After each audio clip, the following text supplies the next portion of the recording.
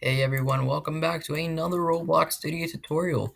Today we'll be taking a look at how to create a simple gun system. So the idea of this gun system is you'll be able to have a simple animation as well as you'll be able to damage a player within a specific range, let's say 20 studs. Alright, so let's begin. To begin with, you actually need your gun. So I'm going to use a mesh. I'm not actually going to take any scripts from here, only a mesh. Let's do gun mesh. As you can see, gun mesh. And you want to make sure you remove any scripts if there are any in the gun mesh. So as you can see here, we have a gun. Go to the Explorer, and we have no script, which is awesome. So you just want to rename this to handle. And of course, you do want to make sure that if it is a model, everything is connected to the handle. So now we're going to insert a tool inside of the workspace. Place the handle inside of the tool. Rename the tool to whatever you want. I'm going to do handgun for now. Handgun. Right? Now I'm going to add in a couple more things. So let's go into our toolbox again. Open audio and search for gun. So here you can get whatever you want. So let's say gunshot. Let's test out this one. Okay, this is one that I like. I'm going to use this one. And this is going to be our gunshot. So this is what's actually going to play. Now we will need a dummy to create the animation. So I'm going to close off the Explorer. Inside of plugins, you want to go and look for build rig right over here. It should be built in, so you don't have to install anything. And then you want to choose whatever rig type you want. I'm going to use R15 rig, since that is my avatar type. There we go. So now we have a dummy. Alright, so now, what we're going to do is I'm going to rename this gunshot just to shot, so we don't have to create any sort of square brackets when we're scripting. And then we want to add in a remote event. This is going to be the shot event, since we're going to have to get a couple variables like mouse from a local script, and then we're going to have to send it to server script inside of the gun, of course. So now that we have these things set up, we can let's turn our position. So I have a plugin for this. I believe it's quite cheap actually, called Tool Grip Editor. It allows you to edit the grip of a tool. Now you don't have to use this. There are settings inside of the tool itself which show you how to edit the tool grip, which are a lot easier. You do not have to do this. I want to clarify this. You do not have to do this. What this does is just basically creates a good orientation position for your gun. Up there we go. So I'm gonna edit tool grip again. There we go. If you have this plugin, great. If you don't, that's also still great. You can use the properties. So if you want to see what the properties look like, go to Explorer, open properties, and here you have grip, grip, grip. So these are all the grips that you want. Now, now we can actually get to our scripting part. So we're gonna enter two scripts. One is going to be a local script, and the other is going to be a server script. So we're gonna rename our local script to mouse connection, and the other script can be called server side, and let's rename this to damage. Perfect. So let's open our local script or mouse connection, and then we can actually begin scripting. So we're gonna have to define a variable for the there we go. We're gonna have to define a variable for the player. So local player equals to game dot players dot local player. We're gonna have to define a variable for the mouse. So local mouse equals to player colon get mouse. There we go. And now to also create a debound so that we don't have too much of um, we don't want the player to shoot really rapidly. So local db equals to false. This is just a bool value, and then local. Let's create a cooldown. Local cooldown equals to. Then you want to create some brackets, or actually no. You know what? You don't need brackets. Let's just put a number. I think I'm gonna set a cooldown of 0.5 seconds. So the cooldown is going to be in 0.5 seconds. If you want, you can turn it into minutes even, but I wouldn't use that for something like a handgun. Anyway, so let's actually create our function. So local function, and then we're gonna rename this to shoot. So there we go. And we have our local function. We have shoot, and we also need to add in, before we continue, a folder inside of our handgun, and we will rename this to animations. inside of our animations, we're gonna put in an animation, like an actual animation class. There we go. And this is actually gonna play our animations. So we're gonna have to create a variable for our character as well. So right over here, down here, I'm gonna do repeat wait, and then down here until player dot character. Now you can just do player colon wait for child character, but for the character itself, I like to do a repeat wait. All right, you don't have to do this, but now we're gonna create a variable for the humanoid. So local humanoid equals to character equals to. Actually, I need to create a variable for the character. So local char equals to player dot character. Then local humanoid equals to character colon wait for child humanoid. Nice. Now we're actually going to load the animation.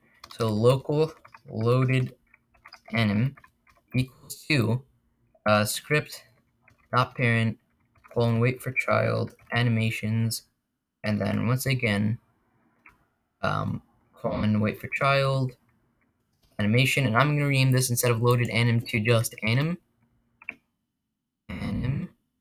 Then down here I'll do local loaded anim equals to humanoid colon load animation.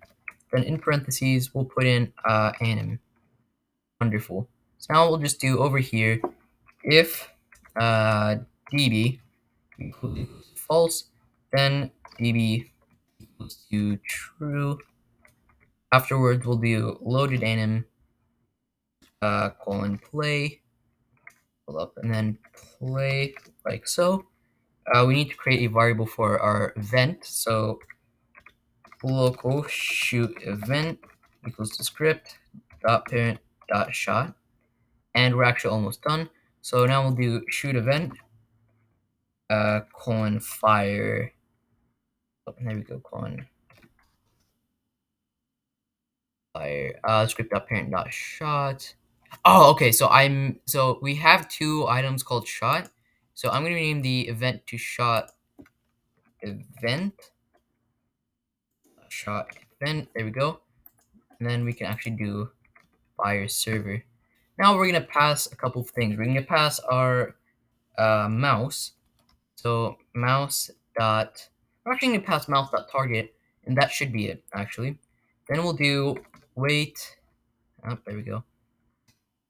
Wait, and then we'll do cooldown. Now db should be equal to true or false. Excuse me. Now we need to connect this function. So script dot parent dot activated colon connect, and then we'll connect shoot. There we go, wonderful. So this should take care of our local script. We do need to create the animation, but let's continue with our server-sided script first, and then we can continue with the animation. All right.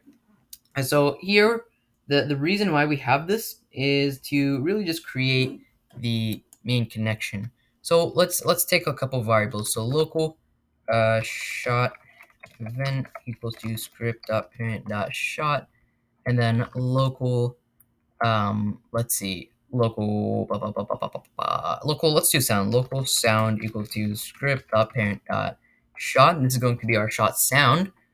And then yeah, so let's do shot event on server event, not. So I need to rename this dot event. There we go. Dot on server event colon connect function, and then we're gonna pass player target, and that's it. So now we'll do if target not equal to nil, and target dot parent dot, there we go, dot parent colon find first child. So out of here we'll do humanoid. I need to spell that correctly. Humanoid. Then first we'll do sound colon play. Actually, you know what? I'm gonna do sound colon play out of this if statement, so that it'll play regardless if there is a target or not. Um, Target dot parent dot health, and minus equal. Oops, there we go. 2, 5. This will take damage 5. Um, so now let's see. Yeah, so we can create our range after we test this out. So here's what I'm gonna do as well. I'm gonna do loaded anim colon play. I'm gonna tag that out since we still don't have an animation. Um, Otherwise, we can actually test it out. So I'm gonna put this handgun inside of starter pack, and then we can test it out.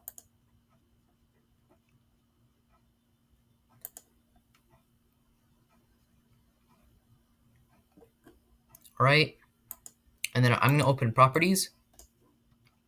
Aha, so load animation, I can see that. Let's tag this out as well. So this won't run unless we actually have an ID. There we go. Now we can play again. All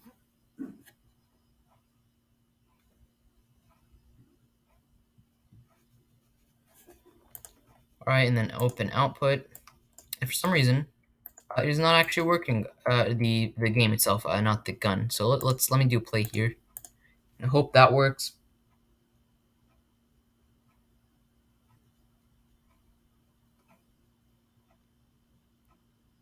There we go. So we're in.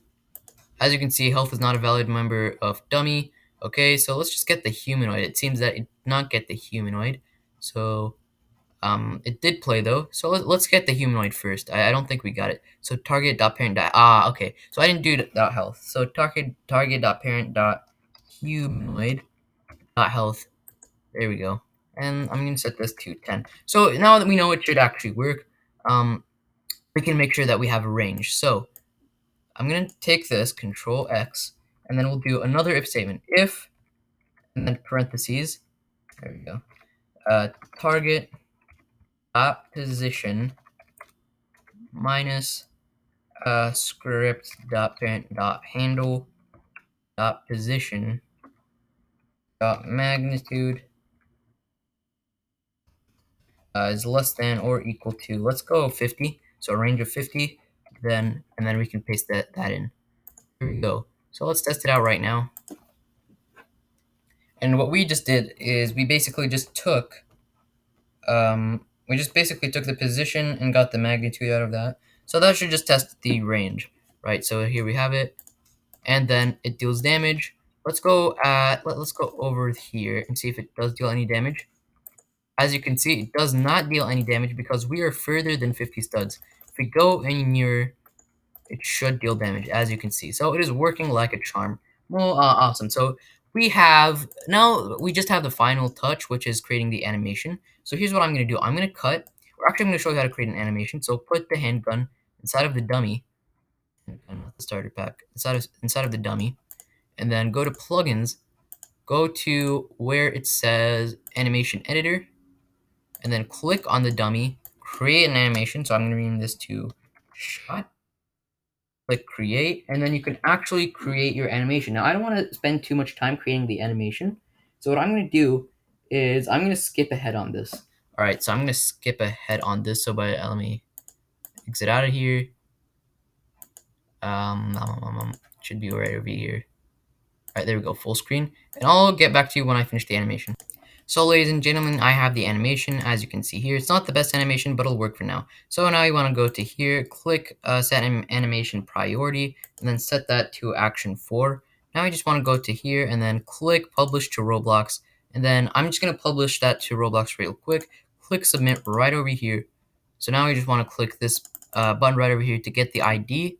Go to the handgun, go to the animations, go to the animation itself, and then inside of animation ID, put in the animation. So now the animation should work. Just untag these 2 lines of code. Hold up.